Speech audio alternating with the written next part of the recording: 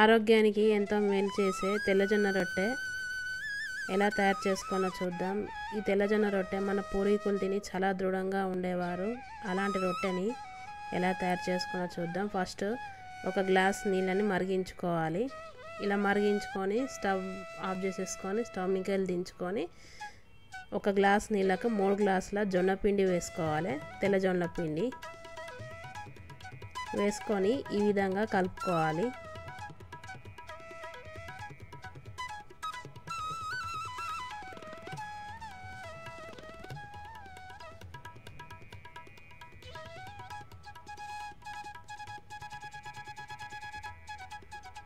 ఈ విధంగా కలుపుకోవాలి. ఒక ప్లేట్లో వేసుకొని మంచిగా ప్రెషర్ అప్లై చేస్తూ మంచిగా నీడి వేసుకోవాలి. గట్టిగా ప్రెషర్ అప్లై చేస్తూ పిండిని విసుక్కోవాలి. ఈ విధంగా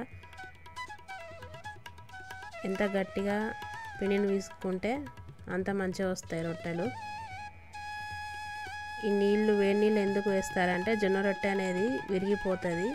ఈ విధంగా వేడి నీళ్ళు వేస్తే విరిగిపోకుండా మంచిగా వస్తుంది. ఈ విధంగా ముద్దలు చేసుకొని పక్కన పెట్టుకోవాలి పిండిని.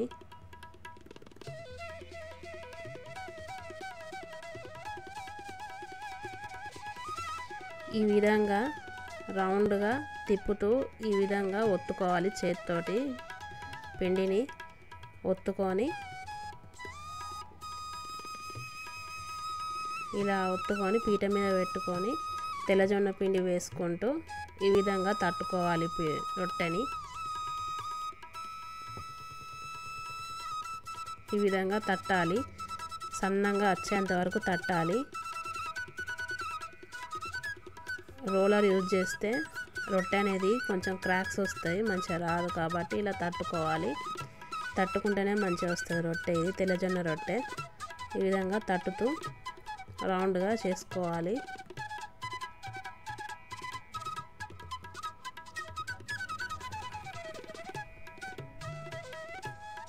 ఈ విధంగా తట్టుకున్నాక రొట్టె తీసి వేడి పెనం మీద వేసుకోవాలి. వేసుకొని దాని మీద కొంచెం వాటర్ అప్లై చేసుకోవాలి ఒక క్లాత్ తోటి.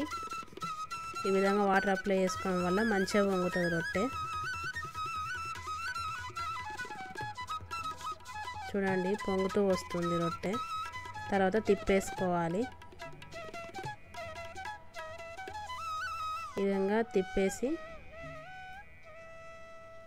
మంచిగా నాన్ వెజ్లోకి తింటే చాలా టేస్టీగా ఉంటుంది. తలకాయ కూరకు కానీ చికెన్ కానీ మటన్ కానీ తింటే సూపర్ టేస్టీగా ఉంటుంది తెల్లజొన్న రొట్టె. ఈ విధంగా ఒకసారి ట్రై చేయండి. చాలా టేస్టీగా చాలా ఆరోగ్యంగా కూడా ఉంటుంది రొట్టె తింటే.